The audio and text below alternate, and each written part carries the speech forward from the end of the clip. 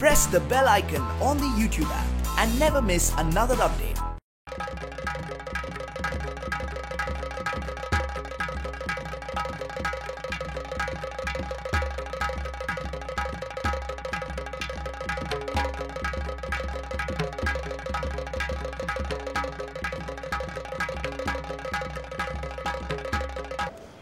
मी सगळ्यात पहिल्यांदा बोलवणार आहे मनोज महाजनला। मनोज महाजनची रँक 903 अशी आहे। मनोज मूळचा जळगाव जिल्ह्यातल्या पाचोऱ्याचा आहे। आई गृहिणी आहे, वडील शिक्षक आहेत।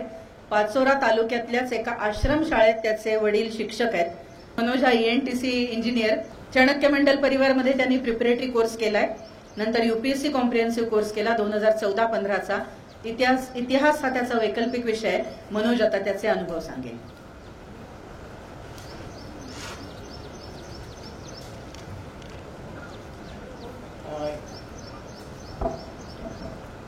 इकडे येऊन असं म्हणजे काय बोलावं ते सुचत नाही, पण हा क्राऊड पाहून जे सिनियर नेहमी सांगायचे की तुम्ही वर येऊन हा नजारा पहा, तर ते खूप असं तुम्हाला सांगू वाटतं आणि तुम्ही पण कुठे कधीतरी ह्या स्टेजवर यावं अशी माझी इच्छा आहे।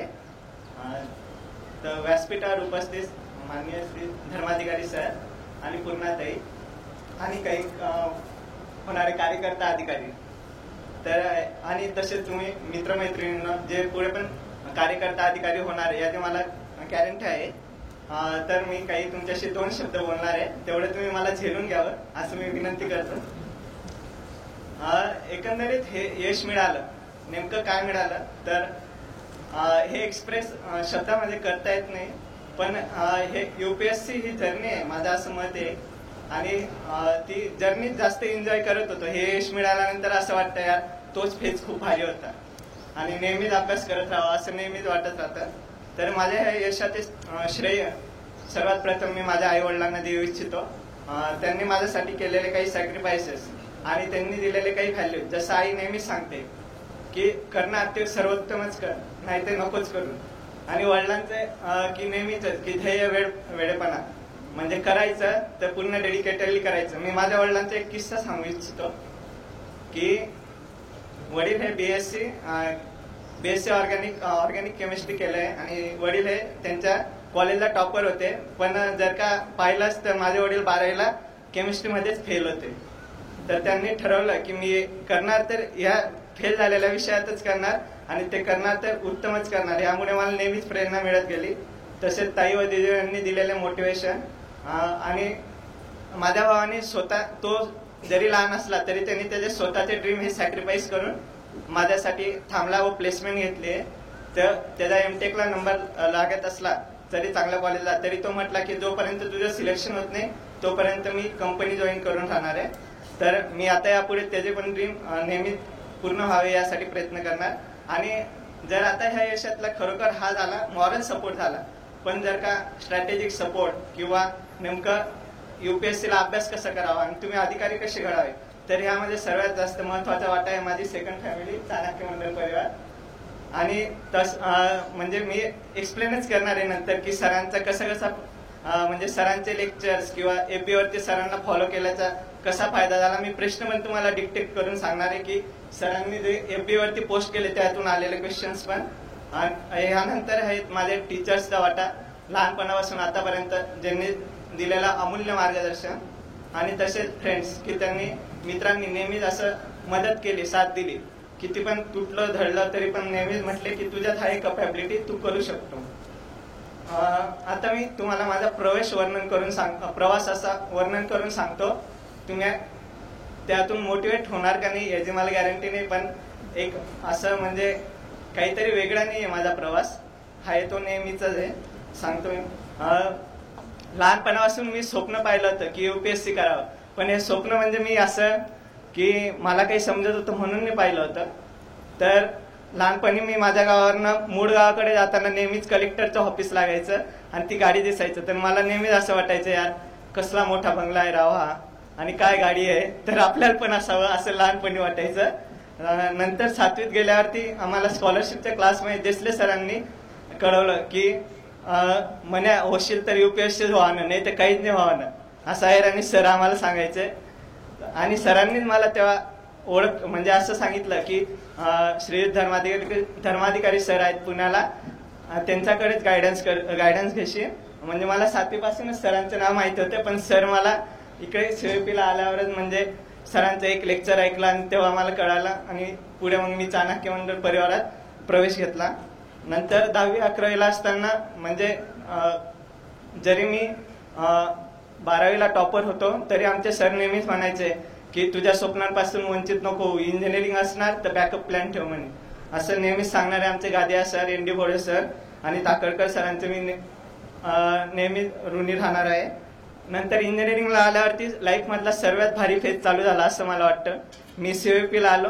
COEP चे कल्चर आहे की करणार ते स्वप्नांकडे जावा तुम्ही आणि जे करायचं ते उत्तमच करा असं सांगणारे कल्चर. आणि COEP ला फक्त इंजिनिअरिंग कॉलेज नाही तर आम्ही असं मागे डिस्कस केलं की college of engineering and administrative exams Pune असं नाव ते करावं. कारण कॉलेजमध्ये जे सब्जेक्ट शिकवले जातात, constitution of India, applied biology, environmental science, environmental pollution, then management, नंतर लिबरल लर्निंग, ज्यामध्ये आम्ही असे वेगवेगळ्या सब्जेक्टवरती, ह्युमॅनिटीजच्या सब्जेक्टवरती प्रेझेंटेशन वगैरे करायचं आणि सरांना पण खरोखर आवड राहायची.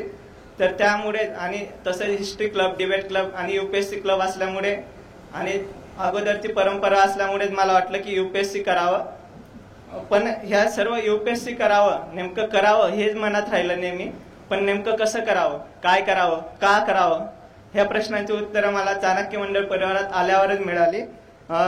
आणि चाणक्य मंडळ परिवार म्हणजे माझ्या लाईफमध्ये जे असं म्हणतो ना, एक स्पेसिफिक असा मोड येतो चेंजिंग, की तुमची लाईफ पूर्ण बदलते. तुमची विचार करण्याची सर्व जी कला असणार अवगत झालेली ती सर्व बदलते. तर ते चाणक्य मंडळ परिवाराला येऊन मिळालंय. मी 3rd इयरला असताना प्रिपरेटरीचा कोर्स जॉईन केला आणि आम्ही सर्व वाटतं एकाच कोर्सला होतो. माझा होता एकाच बॅचचे आम्ही. तर मी सर्वात चाणक्य मंडळ परिवाराचा वेगळापणा सांगू इच्छितो की मी जेव्हा ऍडमिशन घ्यायला आलो, म्हणजे असं इन्स्टिट्यूशन मध्ये ऍडमिशन घ्यायला आलो, तर मी सर्वकडे असं पाहिलं की तुम्ही फी पेड केली म्हणजे ऍडमिशन झाली. पण चाणक्यला आल्यावर कळालं, अरे तुला प्रॉस्पेक्टस समजलं, कळालं आणि त्याप्रमाणे वागत असणार तरच आमच्याकडे ऍडमिशन घे. तर हे तेव्हापासून ते म्हणजे अधिकारीची म्हणजे कार्यकर्ता अधिकारी कसा हवा आहे, तो लोकसेवक कसा हवा आहे, ह्या व्हॅल्यू त्यापासूनच रुजत गेल्या होत्या. आणि नंतर सरांचे अधिष्ठान मालिकेतील जे सत्र झालेत, 20 सत्र, सोची ओळख, स्वाध्याय, योग, ह्यातूनच कळालं की आपल्याला आपण जे मार्ग घेतला आहे UPSCचा तो बरोबरच आहे असं. आणि नंतर जेव्हा लेक्चर्स व्हायला लागले तेव्हा कळालं की उपासना आणि प्रार्थना म्हणजे हा लेक्चरचा 50% पार्ट राहतो. याचा अर्थ नेमका काय, त्याचा मला हे उपासना आणि प्रार्थनेचा मला इंटरव्ह्यूला पण आणि GS4च्या पेपरमध्ये पण खूप जास्त फायदा झालेला आहे. तर प्रार्थनेतली मला नेहमीच एक ओळ अशी नेहमीच खूप आवडली, जरी एक अश्रू विस्फोट होऊन सजला तरी जन्म काही कामास आला.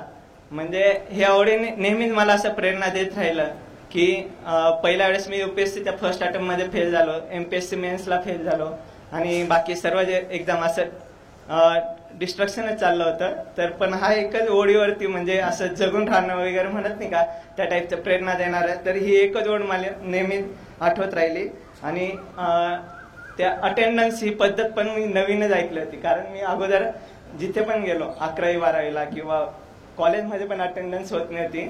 तर अटेंडन्स ही पद्धत म्हणजे तुम्ही नेमकं ऑफिसर बनायचे तर तुमच्यात क्वालिटीज काय हव्या, तुम्ही नेहमीच पंक्च्युअल हवे. 10 म्हणजे 9:55. आणि ह्यावरनं आम्हाला 1-2 वेळेस बाहेर पण हाकलण्यात आलं होतं आम्ही सुरुवातीला हलगर्जीपणा केल्यामुळे. आणि सरांनी ते नेमकं साधक व्हावं हा शब्द किती मोठा आहे त्याची कल्पना आता 2 वर्षाच्या प्रवासाकडे पाहिलं तर जाणवतं. ज्ञानाची तपश्चर्या करतच राहा, सर्व काही बाय प्रोडक्ट आहे. आणि तसंच घडत गेलं असं मला वाटतं की म्हणजे असं मी म्हणजे मला काही असं वाटत नाही की मी तुम्हाला सांगावं, पण एक मी सल्ला देतो तुम्हाला की जास्त एक्झाम देऊ नका, कारण मी देऊन चुकलं हे. मी म्हणजे जवळपास 12 ते 13 एक्झाम दिल्या असणार आणि सर्व क्रॅक केला आहे. तर त्यामुळे म्हणजे ज्ञानाची तपश्चर्या करत राहा, सर्व काही बाय प्रोडक्ट आहे हे मला कळालं बऱ्याच वेळेला असं. आणि मी सांगतो तुम्हाला आवर्जून की तुम्ही फक्त हार्डली म्हणजे त्या एक्झामचे सिलेबस सेम असणार तेच देण्याचा प्रयत्न करावा, जास्त देऊ नका. नंतर एक सर नेहमीच आपल्याला नेहमीच सांगत राहता की एक बॅकअप प्लॅन हवा तुमच्याजवळ.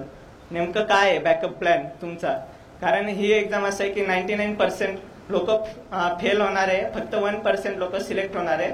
तर याच्याने तुम्ही खचित नका होऊ, हे तुम्ही पॉझिटिव्हली घ्या, माझं असं म्हणणं आहे. आणि बॅकअप प्लॅन तुमचा नेहमीच हवा. म्हणजे कधी कधी काय होतं की तुमच्याजवळ क्वालिटी राहते, पण कधी काही कारणामुळे तुम्ही त्या 2 तासात किंवा ते 15 तासात तुम्ही काही देऊ नाही शकला. इंटरव्ह्यूच्या अर्ध्या तासात तुम्ही काही गडबड झाली, तर तुमच्याजवळ एक बॅकअप प्लॅन हवा. आणि इंटरव्ह्यूला मला पण तुझा बॅकअप प्लॅन काय हा प्रश्न विचारण्यात आला मला, तेव्हा मी त्या प्रश्नाची प्रिपरेशन कधीच केली नव्हती. पण सरांनी सांगायचं तर मनात ठरवलेलं होतं एक, आणि ते बोललो तर त्यांनी मला गोड पण म्हटले त्यावर. आणि त्यामुळेच मला जे काही इंटरव्ह्यूला मार्क असणार ते बरेचसे म्हणजे सरांशी जे डिस्कशन व्हायचं लेक्चरमध्ये त्यामुळेच मिळाले असावेत. नंतर नेहमीच आठवतं की वरुण दादाचं बोलणं, नंतर सुनील दादाचं बोलणं, की वरुण दादा नेहमीच सांगायचे की तुम्ही स्वतःला कसं मेजर करणार. 6 महिन्यापूर्वी मी इथे होतो समजा, तर 6 महिन्यापूर्वी नंतर मी इथे पोहोचायला पाहिजे, तरच तुम्ही म्हणायचं माझी प्रगती झाली, मी काहीतरी केलं अचीव. नाहीतर म्हणायचं की नाही जसे ते वैसेही आहे, परत अभ्यासाला लागूया. नंतर सुनील दादाचे नेहमीच बोलणं होतं की फर्स्ट अटेम्प्टला मी फेल झालो, तर मी रडकुंडीला आलेलो, सुनील दादा आला, बचेंगे तो और भी लढेंगे. म्हणजे हे स्टेटमेंट असं वाचलं होतं फक्त मी पानिपतमध्ये, पण ज्याचा फील आला ना तो सुनील दादाने दिलाय मला तो फील. नंतर म्हणजे ताईंशी आमचे काही जास्त संबंध आला नाही, पूर्ण ताईंशी आला तेव्हा पण आम्ही नेहमीच बोलणी खाल्लेली आहे. म्हणजे ताईंनी असं बोललं होतं ना, ते मनाला लागलं होतं. म्हणजे पॉझिटिव्हली घेतलं मी की तुमच्याकडनं ही अपेक्षा नाही आहे. ओके, आम्हाला वाटलं ठीक आहे हे काही नाही, पण तुम्ही सीओपीचं आणि तुमच्याकडनं ही अपेक्षा नाही, ताई असे बोलले. तर तेव्हा असं वाटलं यार खरंच काहीतरी आपलं चुकलंय, आपण काहीतरी करावं. आणि ताई हे अशात म्हणजे तुमचं वाक्य आहे ना ते म्हणजे असं मला म्हणून वाटत, म्हणजे असं निगेटिव्हली नाही पण ते पॉझिटिव्हली नेहमी, की ताईने दाखवलं की अरे सीओपी काहीतरी आहे, आपण त्या कॉलेजचं पण काहीतरी ऋण फेडायला पाहिजे वगैरे, असं नेहमीच वाटत राहिलं. मी एक सरांसोबत काही 2-3 किस्से असे शेअर करू इच्छितो. आमच्या कॉलेजला असताना लास्ट इयरला गॅदरिंग गुढीपाडव्याच्या दिवशी आली, तर मराठी संस्कृती ह्या विषयावरती सरांचं लेक्चर होतं.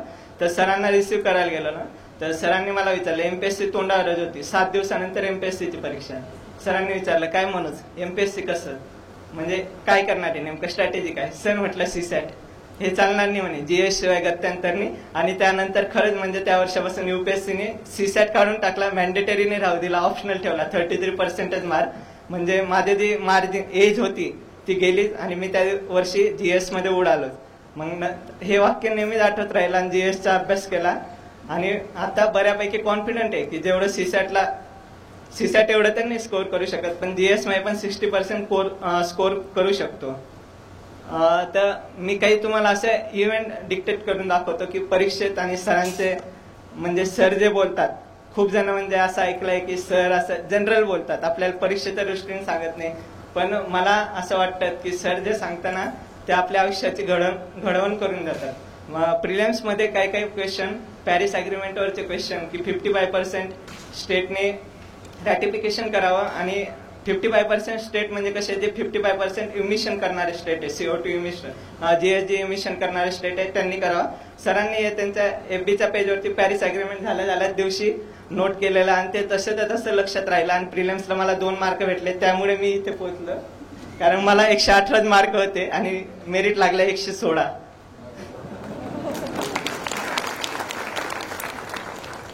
नंतर हे प्रिलिम्स मध्ये झाले असे 2-3 क्वेश्चन्स आहेत, मला आठवत नाही नेमकं. एक की प्रिलिम्सला मागच्या वर्षी क्वेश्चन आला आणि माझा म्हणजे आवडता सब्जेक्ट पहिल्यापासून मॅथच आहे. तर प्रिलिम्सला क्वेश्चन आला, the man who know infinity, हा मूवी कोणावर बनला आहे, तर श्रीनिवास रामानुजन. हे खूप मुलांना आन्सर आला नाही, पण सरांनी म्हणजे शेअर केलेलं त्याचं ट्रेलर आणि म्हणजे असं वाटलं अरे वा, म्हटलं किती म्हणजे 2-3 प्रश्न आले, कॉन्फिडन्स कुठे निघून जातो आपला. असं खूप ओव्हर कॉन्फिडन्स गेला, कॉन्फिडन्स वर गेला. अभ्यास सर्वांचा 19-20 राहतो, म्हणजे खालीवर राहणार, पण कॉन्फिडन्सच मॅटर करतो परीक्षेमध्ये आणि तुमच्या स्ट्रॅटेजी. तर ते खूप भारी वाटत होतं आणि आठवण येत होते. नंतर मेन्समध्ये की जय भारत जय जगतच्या मागच्या वर्षी म्हणजे जो फर्स्ट पार्ट होता तो मी पूर्ण अटेंड केलेला. सेकंड पार्टला माझा इंटरव्ह्यू असल्यामुळे मी अटेंड नाही करू शकलो.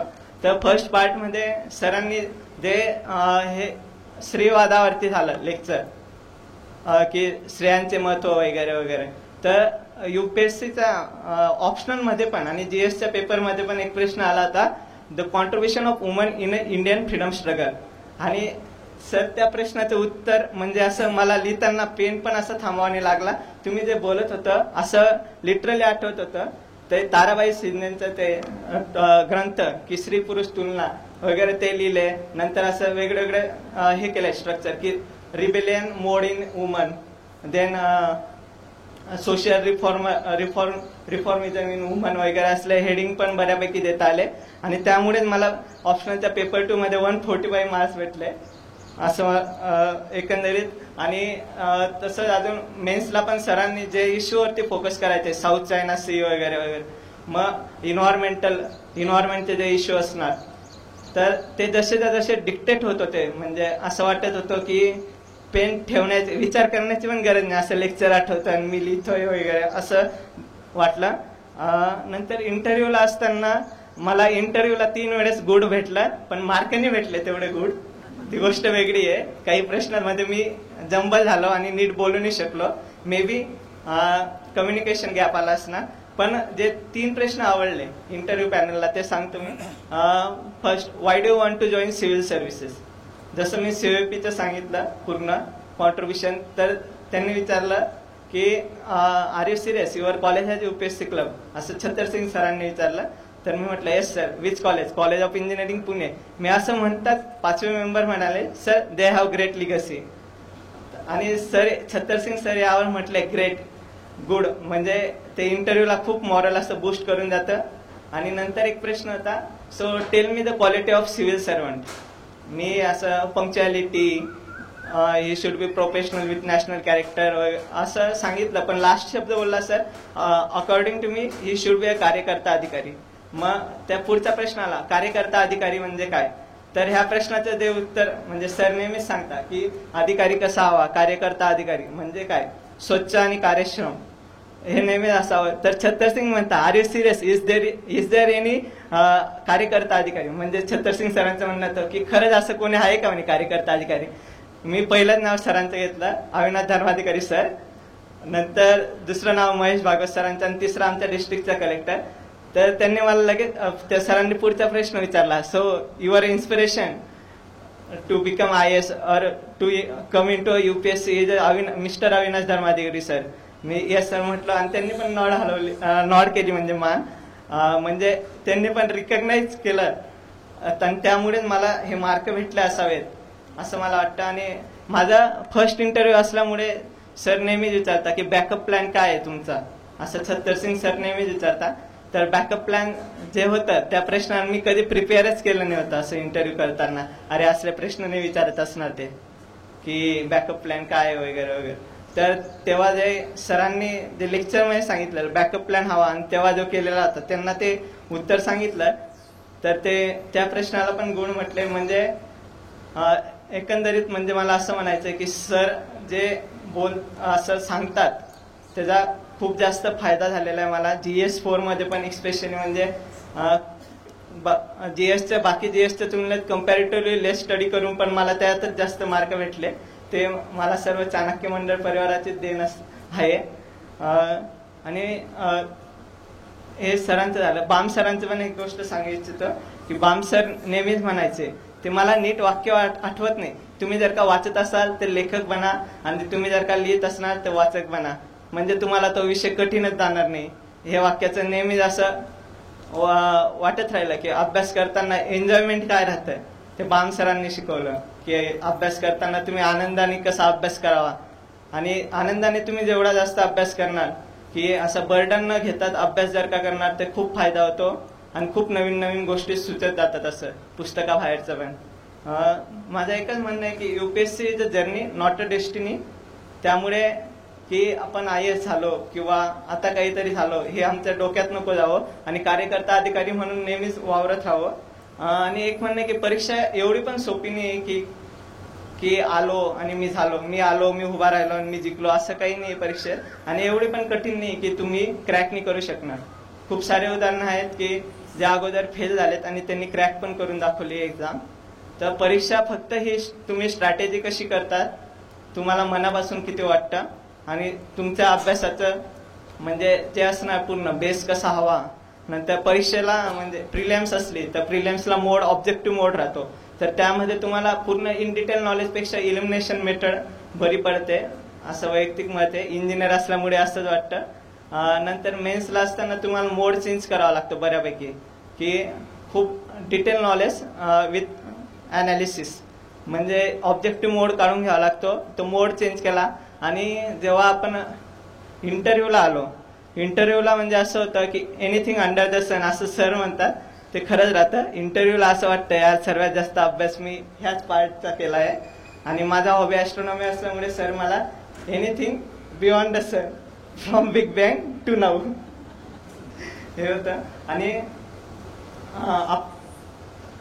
आपल्या सर्वांचे शुभेच्छा आणि आशीर्वाद नेहमीच असे माझ्या सोबत राहावं आणि मला कार्यकर्ता अधिकारी म्हणून पुढे काम करता यावं अशी मी इच्छा व्यक्त करतो. आणि मला एवढंच सरांचं एक लास्ट वाक्य आठवतं आता, सितारों से आगे जा और भी है. म्हणजे UPSC झाले किंवा नाही पण झाले तरी काही फरक नाही पडत, लाईफमध्ये खूप काही करू शकता तुम्ही. एवढं बोलून मी माझे 2 शब्द संपवतो. तुम्ही एवढ्या शांत चित्ताने माझे 2 शब्द ऐकल्याबद्दल तुमचे खरंच धन्यवाद, कारण फर्स्ट टाइम कोणतरी माझं एवढं ऐकून घेतलंय. जय हिंद, जय भारत.